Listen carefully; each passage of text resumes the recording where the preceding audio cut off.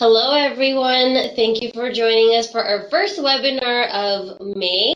My name is Sonia Siddiqui, and joining me today are actually two people here is Karen Kong and Leah from RBC. So hi, Leah and Karen. Hi, good morning. Hello. All right, so I don't know if you're able to see Karen yet, but Good morning, Sonia. Are Leah's you here. hearing me? Yeah, we can hear you, Karen. Thank you very much, Sonia. And I'm just doing another sound check. Sonia, are you hearing me? Yes, we can hear you clearly. Perfect. So thank you all. My name is Kieran Kong, and I am the Director of Caribbean Fraud Strategy. I've been with RBC for 18 years, and 15 of those years had been based in the Caribbean, where I'm from. I'm originally from the Twin Island Republic of Trinidad and Tobago, and born, raised, educated there, and had an opportunity to move to Canada 3 years ago. So I've been here since, and enjoying my time here, and happy to share the fraud management's message of communication and awareness with you. So I'll just hand over to Leah to introduce herself, and then we'll get started. Thank you, Kieran. Thank you, Sandra. Sound check is good as well over here? Yep, we can hear you. Yep, perfect. Okay, awesome. So hello, everybody, and welcome. My name is Leah Yarmich, and I'm the Assistant Branch Manager at the RBC on-campus location. So I'm actually located right at McMaster University, which is a major university here in Hamilton, Ontario. I've been with RBC for 8 years now, doing multiple different roles. I actually started as a co-op. So I did multiple different roles working in the branch format. So in those traditional branch formats, I would be working there. I started and now I lead the first digital on-campus location. So helping students, specifically with even students, really make those good financial decisions. And everything that we do here is something that we could do in a traditional branch as well. So very happy to be here and very happy to help with this fraud and web seminar. Awesome. Perfect. Thank you, everyone. So I guess we'll head on to the presentation. Karen, let me know when you want to move to the next slide. Thank you, Sonia. So let's get started. So welcome everyone to our session today. And I'm not here today to scare you with stats like what you're seeing on the screen. 290 million is a shocking number. And I'm here to talk to you about fraud and help you to become informed about what it is, how it happens, and how you can protect yourself so you don't find yourself becoming a victim. We'll also go through different types of fraud, focusing on the most common tactics of today, helping to train you to spot fraud where it happens. By understanding what fraud looks like, you'll be able to recognize a suspicious situation, stop a fraudster in their tracks, or react quickly if something does happen. My goal and RBC's goal is to make sure you're informed and protected. So let's get started. Sonia? Yep. All right. So what is fraud? Fraud essentially is when someone tricks or deceives you for their own personal or financial gain. Cyber fraud is any crime that is committed with the use of a computer or to online data, and therefore can also happen on or through your mobile phone. In this day and age, fraud has many faces. It can take the form of stealing your identity, gaining access to your bank accounts through stolen cards or passwords, or tricking you into giving away money or information. It's important to also touch on cybersecurity. It is a practice of ensuring that systems work the way their designers and operators intended and only as they intended. Our entire world operates on computers, and with the right software, those computers can do almost anything from making phone calls to simulating flying an airplane. And we know how important that is.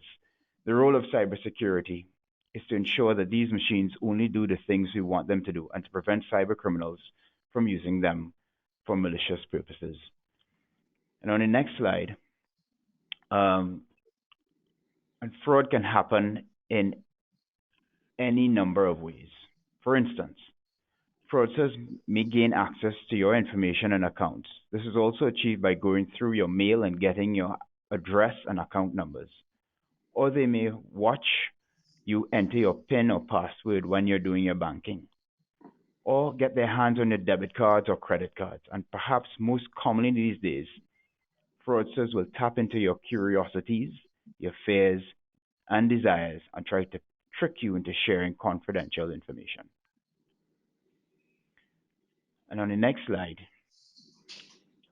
uh, I'll share that, over 90% of security breaches are a result of people making mistakes, getting pulled into a scam or clicking on a malicious link. While we hear about big company data hacks in the news, and we could call a few of them, I'm sure, it's actually the actions that you take as an individual that have the greatest impact on security for your financial and personal information. So on the next slide, it really highlights the different types of fraud, and we have 6 identified here. As you can see, password compromise, card fraud, social engineering, malware, identity theft, financial abuse, and we're going to touch on each one of them today, recognizing that there are many different types, but these are the key ones that we'll go through today.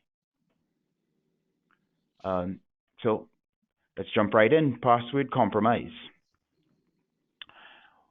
One common way scammers can get access to your information or break into your online accounts is by guessing your password.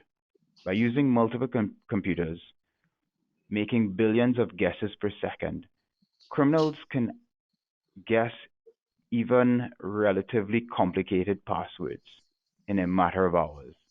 Many of us like to use simple, easy to remember passwords such as the word password or digits 1, 2, 3, 4. Unfortunately, scammers know this, and therefore it's like handing your house keys and address to strangers. Password hacking can also take place by watching you enter your credentials over your shoulder if you're in a public place, catching a glimpse of your PIN when you're at an ATM or a store, or by posing as your bank and tricking you into giving this information away. We'll get into this in a bit more in a minute. And on the next slide, in debit and credit card fraud, that happens when someone steals your physical debit or credit card, your account numbers, or your PIN, your personal identification number, and uses it to make purchase in store, online, or by phone, or to withdraw money from an ATM. A person can steal your credit card or credit card information in any number of ways. They can do so by going through your garbage or mailbox to find credit card statements or other banking information, by swiping your credit card through a device that copies information stored on the mag stripe of your card, by hacking into the computers of companies and steal credit card information, by installing small devices on payment terminals that record your credit card information, or by asking you to use your credit card on a fake website to make a purchase. These are live examples that happen daily. And so on the next slide, we talk a bit about social engineering. It's a very common term today, and it's one of the most popular and effective tactics fraudsters use today, and involves manipulating, influencing, and deceiving a person to agree to a request, usually to release information or take some kind of action that will benefit the fraudster. Whether it's done via email, telephone, text message, or in person, social engineering is a very effective way to gain unauthorized access to information. And here's how it works. Scammers will pose as a representative of a business or a personal contact in order to prey on your emotions and create a sense of urgency. For instance, they might pose as a representative of RBC and ask you to click on a link to change or confirm your password. Many of the world's worst and most famous cybersecurity incidents began when someone clicked on a malicious attachment or entered their login information into a fraudulent website. Do any of you remember when a number of Hollywood celebrities, including Jennifer Lawrence, had their iCloud photos hacked? That's not a poll, so don't feel that you have to respond to that. But it was quite a popular story, and was sent out to the world. All those photos. While it was originally thought that Apple's security system had been compromised, it was actually a social engineering scam. A fraudster had sent these stars an email that appeared to be from Google or Apple, warning them that their account might be compromised, asking for their login details. The victims would have entered their password information, at which point the fraudster was able to download emails and get access to other files, including photos saved on iCloud. It's that easy. So, on the next slide, we talk about email scams, phishing and spoofing, two forms of social engineering done over email. So, what are they?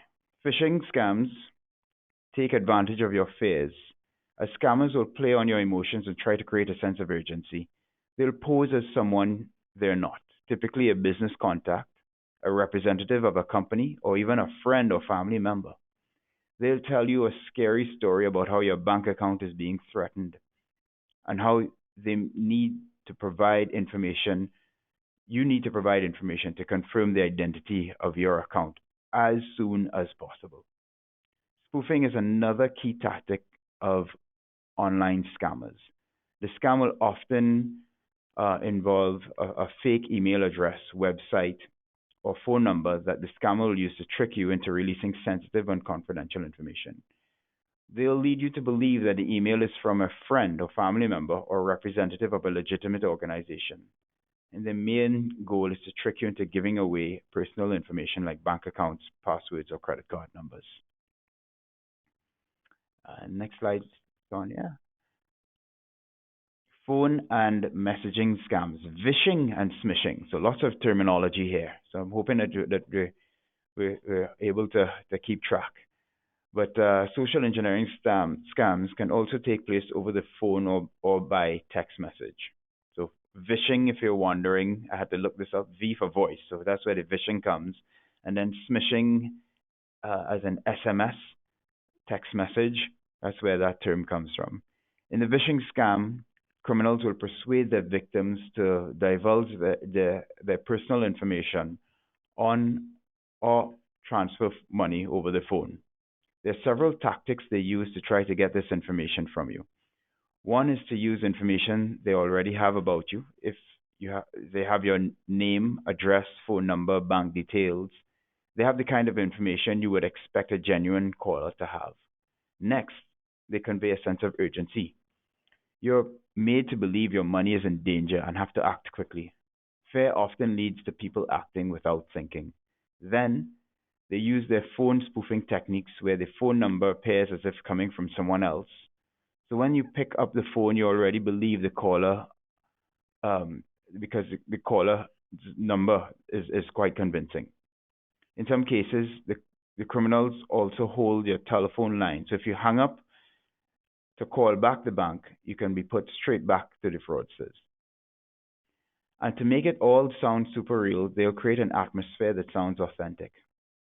You will likely hear the sound of background noise, so it sounds like a call center rather than a guy in a basement. They either do have a call center or are playing a sound effect CD. In a smishing scam, you receive an urgent text message on your smartphone with a link attached saying that it's from a bank, your bank, and you need to access it in order to update your bank information or your online banking information. Next slide, and here are some examples of smishing. So if you can see some of these smishing messages, you see where the sense of urgency comes. Dear customer, Bank of America needs you to verify your PIN immediately. Confirm you're the proper account holder. Act with urgency. Tax return file overdue. That is a pretty common one here in Canada. So you can get a sense as to how these messages play on your emotions. And look at the last one about congratulations. you may have won something. So it really does urge you to respond. And on the next slide, social media scams. Social media sites like Facebook, Twitter, YouTube, Instagram, and others have become more and more popular. They've also caught the eye of criminals. While you and I might use social media to keep in touch with friends, family, or colleagues and share ideas or look for a job, fraudsters use social media extensively to find and target you for their scams, manipulating you to give up confidential information which they can use to steal your money. The most common ways to do this is through phony quizzes, fake surveys, and false friends. Think about this. Has a friend or a friend of a friend ever forwarded you a quiz on social media? Have you ever received a friend or follow request from someone you didn't know? Even seemingly harmless questions, answers, and accepted friend requests can tell scammers a lot about you. And here's how. Even if you even comment or reply to a quiz or brain teaser on social media, they're telling others that you're an active user and could be targeted for other games. If you give information such as birthday, kids' names, pet names, first car, or street where you grew up on, you're giving out information that someone could use to call your creditors and pretend to be you. Armed with these little known details about yourself, they may be able to ace your security questions and open new accounts, apply for loans, or even access your savings.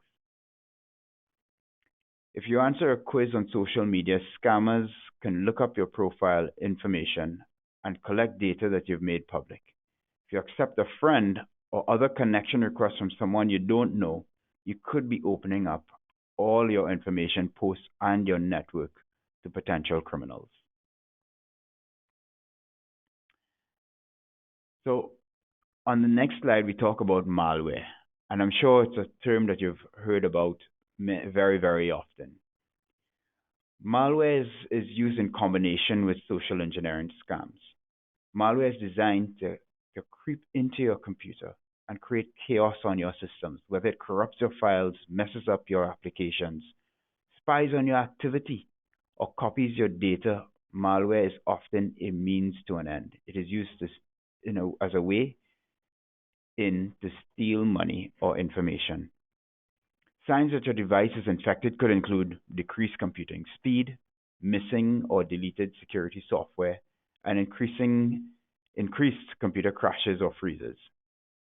Malware can be installed by someone physically accessing your device if you visited a malicious web infected site with malware, or if you didn't patch or update your device and left it connected to the internet. This is the way that malware gets into your computer. And so we move over to discuss identity theft on the next slide. Identity theft happens when someone accesses your personal information, such as your name, date of birth, and SIN, your social identification number, and uses it to make financial transactions in your name. This could involve accessing your accounts, opening new credit cards, applying for loans or mortgages, or writing checks in your name. Armed with your SIN, mother's name, date of birth, or bank account numbers, a criminal can steal your identity and wreak havoc on your personal data. Thieves can get this information anywhere, such as your mailbox, by email, over the phone, from statements you've thrown into the trash, or even your old computer hard drive that you tossed out.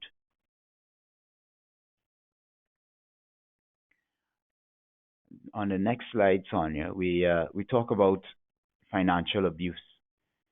And this is where your money or property is misused, often by someone you trust, and seniors tend to face a greater risk. Let's say you become ill or injured and need someone to take care of your finances until you get better. You decide to set up a power of attorney. And while there are many benefits to having a power of attorney, or POA, unfortunately, theft by power of attorney has become a big problem. Financial abuse might start with bullying, a little something for themselves, and then gradually over time, they turn into money missing from your account or credit being applied in your name. Sometimes it's harder to detect because they've changed your mailing address, so you don't get your bills or statements. If you need someone to perform personal banking on your behalf, it's a good idea to speak with your banking representative about options other than sharing your PIN, which is the method most used. We can help you by setting up parameters on what they're allowed to do and expected to do in terms of accessing your accounts or your financial information. We also recommend signing up for online banking if you haven't done so already. It's a good tool for financial protection as it lets you see your transactions, lines of credit, investments, and mortgages so you can spot anything suspicious right away. An in-branch representative can assist you with online banking registration.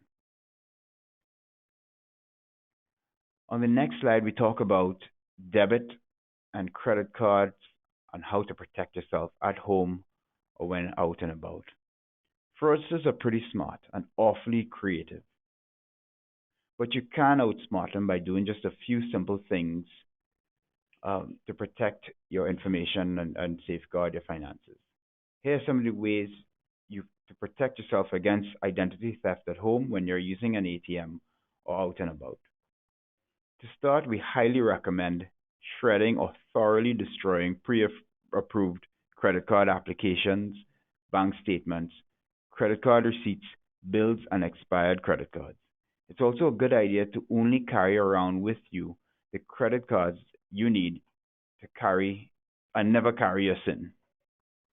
A further way to protect your credit card from fraud is to keep a close eye on them if you need to hand over when paying for something. Fortunately, chip and PIN technology helps prevent this type of fraud. And another innovation from RBC is to lock your credit card feature, which lets you lock your credit card from your mobile device if you happen to have misplaced it. If you're not sure you've lost it and can't find it, you can lock your credit card, use the lock your credit card feature, and that prevents transactions from going through until you've located it again. And when using a debit card, whether it's in the ATM or in store, shield your PIN pad with your hand to make sure no one sees it when you're entering. If you feel crowded, ask for more space.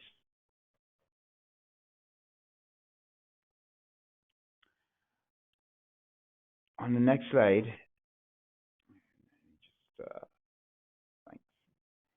when it comes to doing anything online, there are ways to protect your information and your money. Whether it's your online banking, a government site, or even your Netflix account, it's a good idea to create passwords that are complicated and hard to guess. Remember, your password is a fraudster's gateway to your information. A good rule of thumb is to make sure your password meets these four criteria. It should be random, password, or 1, 2, 3, 4, 5, 6 are not good choices. But neither are your pet's names, street address, or your birthday. It should be long. Password lengths 16 to 18 characters long are a lot more secure. Think about a song lyric or a quote that you like. And if you use a mix of capital and lowercase letters, numbers, and special characters, it is even tougher to crack. It should be unique. So this is a very common one. Never use a password for another account or use the same password for all your websites and accounts. Make it secure. While remember password, lengthy and unique passwords for each website may be challenging, don't write them down or even use remember password function on your web browsers. When you're banking online, always be sure to log off when you're done your online banking session or close your browser. Use a trusted computer when logging into online banking. If you need to use a public computer, never use it to change your password. Clear your cache when finished using online banking or a public computer, or even at home in order to improve your security. Also, keep your software updated. Software companies routinely improve the security of their software and take steps to fix security issues. So always be sure you're using the latest software on your computer and mobile phone. On the other side of protecting yourself online is to avoid clicking on suspicious links or entering your information on websites that you're not familiar with. And here are a few things to keep in mind. Always stop and think. Trust your gut if you have received something out of the blue. If you've never received an email or text message like this before, be skeptical. And if it's too good to be true, it's likely a phishing scam. Keep in mind that fraudsters prey on your fears, anxieties, and curiosities, and avoid getting lured in. Also, never click on any links or attachments that you're suspicious about. They could be loaded with malware. And finally, recognize that no reputable organization will ever ask you for your login credentials.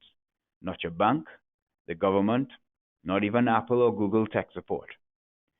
They won't contact you and ask you for your password or banking information.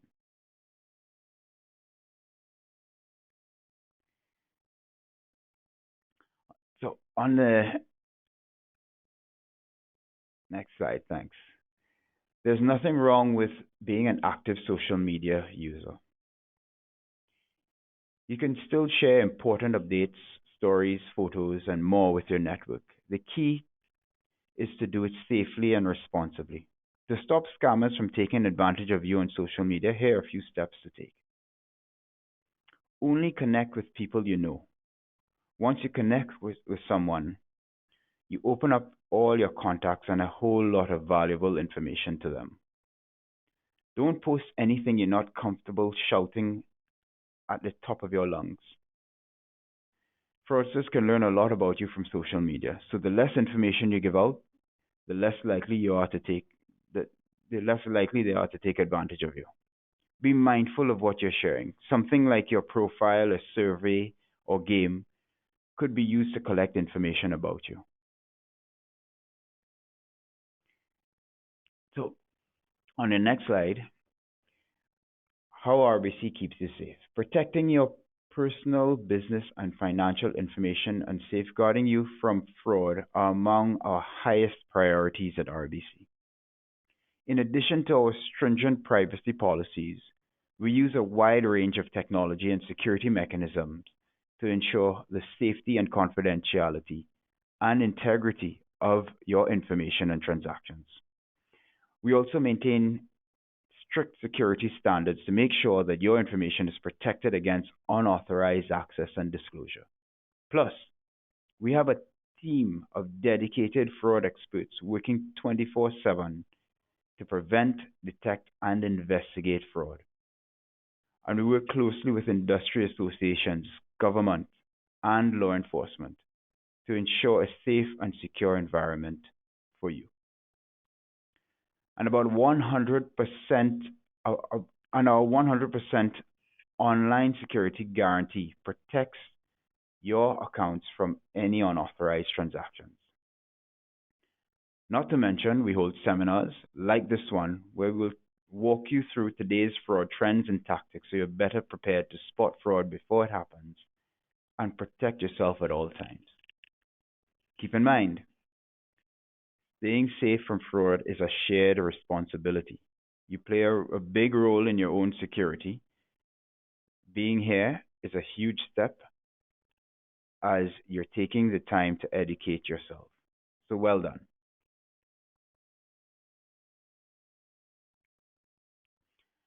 And on the last slide, we're here to help. If you suspect there might be a problem with your bank account, contact us immediately. Or if you have questions or need help with something like setting up an online banking, just give us a call. We are here to help. For daily advice, tips, and information, be sure to like us on Facebook and follow us on Twitter. And here are our key contacts. So in closing, I'd just like to say thank you. Um, I want to make it clear that this seminar is intended to provide you only general guidance for your benefit and for the benefit of our clients. As everyone's situation is unique, it is important to speak with your own professional advisor to ensure your individual circumstances are considered. And we would be pleased if you would make an appointment to provide advice to you for your specific needs. Otherwise, thank you again for your time today. And if you have any questions, please let me know. Feel free to take questions now, Sonia. Thank you, Karen. So, everyone, I hope that you were able to understand all of the different ways that you can protect yourself from fraud. So you can start typing in your questions into the questions tab, and we will be answering your questions now. So we have a question here from Manwar. It wants to know, is there a way to identify malware in my device apart from an antivirus? So malware can be identified certainly by antivirus, and that's probably the most effective way to identify malware. Other ways may be that if you find that your computer is not performing as it should be, it doesn't mean that there is malware, but you should be suspicious. If something looks like it isn't operating as it should, it's slower, your computer starts freezing. Could be that it requires a bit of maintenance, but it also could be some malware. But again, you touched on the right point in that your anti-spyware is your best attack against us. Keep your security applications, keep your devices up to date with the latest security updates, and that will certainly help you identify malware. Thank you, Karen. Next question I have is, what do you do if you have been a victim of fraud and your account has been blocked? So if you've been a victim of fraud, what typically, there are a number of ways. One is that if you have identified that you're a victim of fraud, you've logged on to your mobile app and you've seen a transaction that you're not familiar with, and so the way that your account may be blocked is that you make the call into our advice center, and they will put you on very quickly, block your account, and respond to your claim. And there's a fraud team that will investigate your claim and ensure that we make it right for you as our client. Now, the other way that your account may be blocked is if our 24/7 fraud team has detected some suspicious activity. The first attempt may be to reach onto you to determine whether you were the one that performed the transactions, and if they have not been able to contact you, and there's a lot of suspicious transactions, they may take the step to block your account. It's typically it will be more typical with cards, and in such cases, that may prompt you to contact us, and then having done so, the advice center will quickly unblock your account if the transactions turned out to be legitimate. Thank you. Yeah.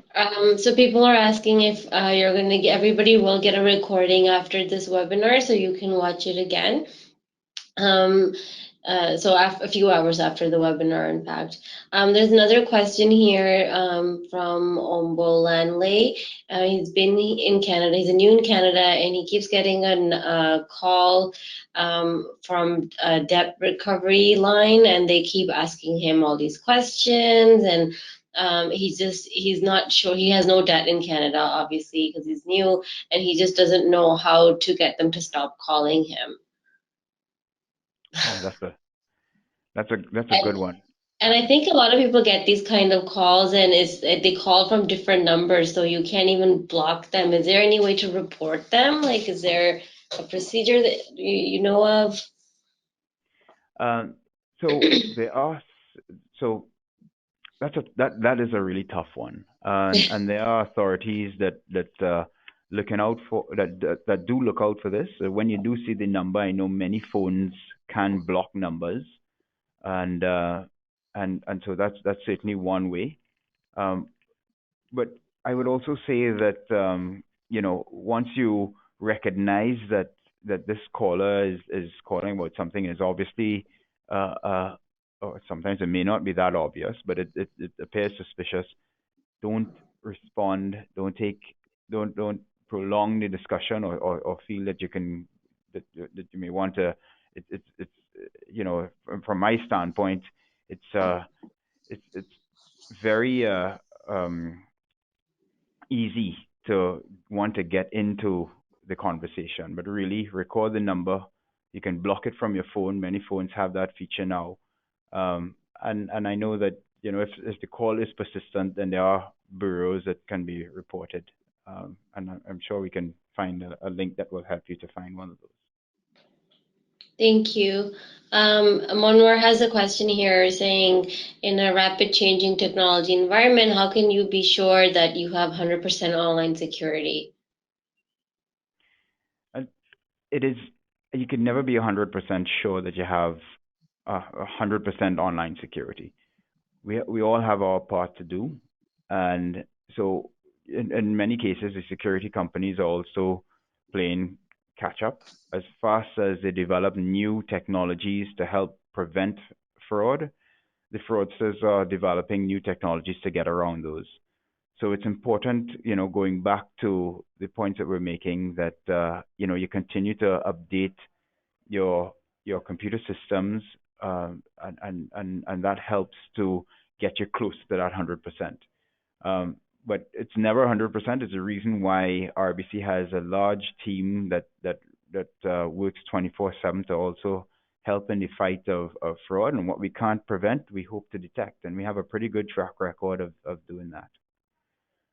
But it's certainly not 100%. People do get impacted, and so when they do, we have processes as well in terms of helping our clients through if they've been a victim of fraud. Thank you. And Rebecca Furtado here has a good suggestion. She says that she normally reports any numbers to a Canada do not call list. So I guess you can look that up and, add that number there so that they can do that. I'm actually going to check that out too. Thank you for sharing that, Rebecca. We have another question from Capri. Wants to know, how long does an investigation take? Like, at what point do you know that you can get your account unblocked and everything is safe? It depends on the complexity of the investigation, and there are a lot of very standard rules around investigation, but we typically turn around an adjudication decision on a claim and have your account unblocked and so on. It could be within 24 hours, or it could be up to 5 days or more, depending on the nature and complexity of your particular claim. Thank you. Another interesting question here from Taj is, how do you protect customers' personal information from bank staff? So that's a really good question. So bank staff do have access to customer information because they need to. And I think Leah is also on the call and can maybe talk about her experience in the branch. But what we do have a very strong code of conduct that we apply, and it's something that it's stressed routinely. All of our employees, all 80,000 of us across RBC globally, have to complete our code of conduct course that really goes into things like speaking up when you see something that looks wrong, and really demonstrating to our employees using examples of videos and role plays and so on to inform people what's right and what's wrong and to look out for it.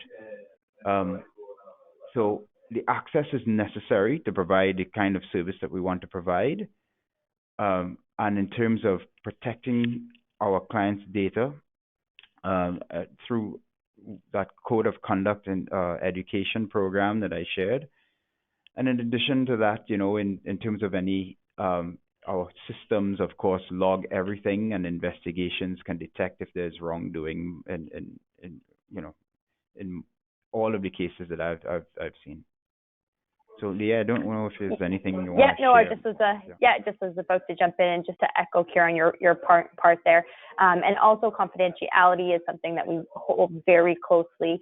Integrity, confidentiality, those are actually our core values as a company that we have, and we do courses on that on a regular basis, and it's always being talked about as well. So it's something that's a standard that we do hold very, very high with our staff, ensuring that we have the right people in place to help represent the company. So that was a great question. And just to reiterate, we do take this very seriously in making sure that confidentiality and all of this protection is safe even internally as well. Thank you. I have a really good question here too, from Hugo Chukuo. He's new in Canada, and he said he's noticing that people are making payments by just tapping their card on the POS without entering a PIN, and he's scared that if he loses his wallet, one can simply just tap all his funds away. So, can you help answer that inquiry? Absolutely. So, I love the tap feature. It is something that's quick and easy. I use it all the time, and there are odd cases where the transaction is over a certain amount, and I have to enter my PIN, and I say, oh gosh, here we go again. I have to enter my PIN. So, but you're right, in that it is something that has to be a bit of a balance in terms of providing that convenience and service versus the risk that if you've lost your card that someone can tap away. Now the thing is that the transactions are limited in terms of the dollar value and even the volume of transactions. So while on the prevention side, we have a certain limit before you actually have to punch in your PIN, that will help contain the value of the loss. And of course, the client isn't held liable for the loss, because once you've reported your card lost or stolen, that and using the mobile app, you can actually block your card immediately. I highly encourage all of you to check that feature out. You can actually prevent a lot of those losses from happening. And once you file your claim, you wouldn't be liable for it. So overall, I would say it does provide an important convenience. Many people value the ability to tap and use it consistently, and using their phones to tap and using watches to tap and so on. So it has provided a lot of convenience. It doesn't come without some level of risk, but in terms of containing that risk, you have a part to play. So do we in RBC, in terms of keeping your card secure, your wallet secure. If you have lost it, you can take action. Make sure you contact us, or make sure you block your card. And of course, we continue to monitor on our side to see if there are transactions that are outside of the norm that may flag something that may be suspicious. And Kieran, I can just add to that one as well. And also using the RBC Wallet app, it's really amazing, because there is that feature of your fingerprint, as well as the PIN that you actually have to enter in, depending on if you have an iOS or an Android phone.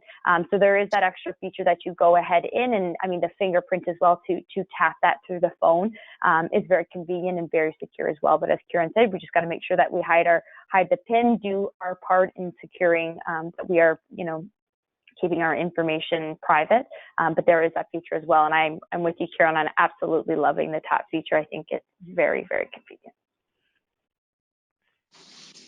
Thank you, Leah and Karen.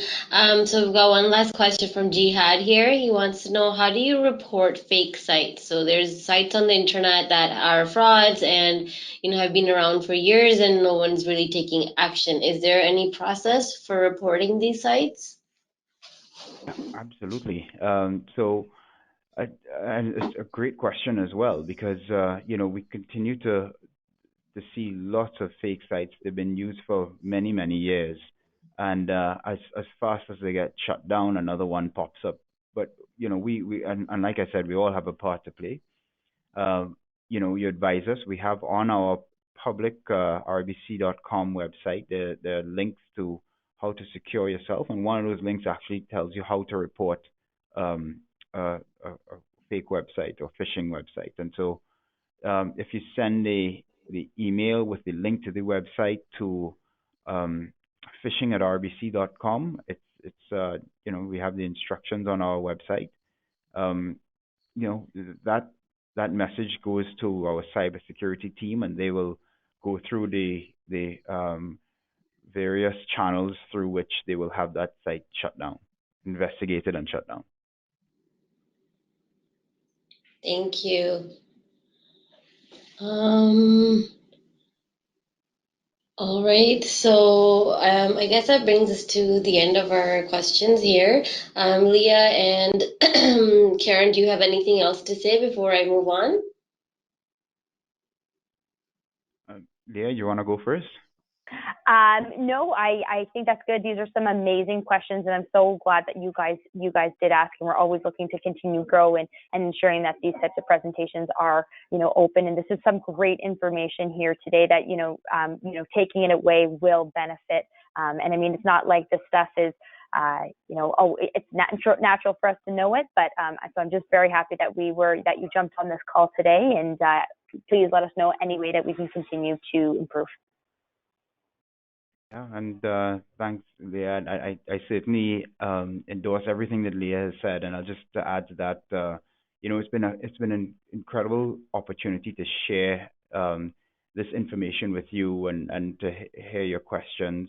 I'm 3 years living in Canada, so I wouldn't really qualify as a newcomer anymore, but I'm still fairly new and still learning some of some of these services that Canada has to offer, and with that some of the risks as well as it relates to fraud, and there's so much to learn. But a great opportunity to speak to you, to share with you, and Sonia, thank you for making this happen.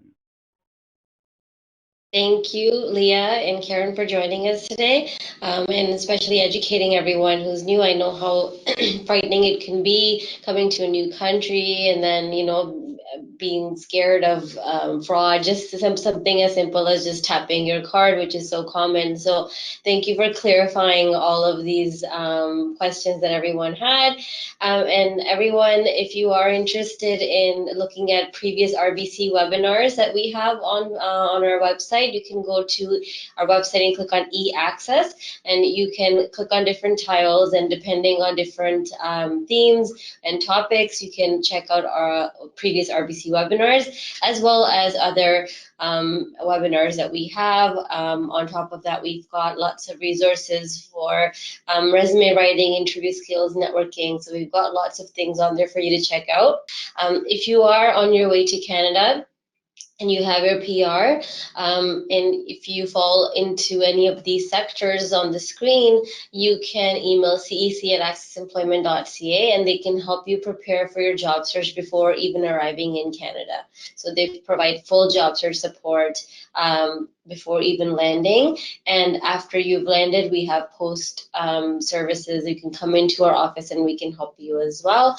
Add us on Instagram, so if anything that's coming up, everything is posted on our social media. We are now on Instagram as well, and we're posting different events that happen on any of our sites, and you can check out our stories. We go live sometimes, so check that out. You can follow us on, like I said, Instagram, Twitter, LinkedIn, and Facebook. And all of our events that are, whether they're in-house or online, they're always promoted on our social media. So if you're following us on LinkedIn especially, you'll be seeing what's coming up and new and happening at ACCES. So thank you everyone for joining us, and thank you Karen and Leah again for joining us. Really appreciate all the great things you guys had to say, and again, educating our clients. So thank you again. Pleasure. Thank you. All right, everyone. I hope everyone has a great day or evening ahead, and we'll see you next time.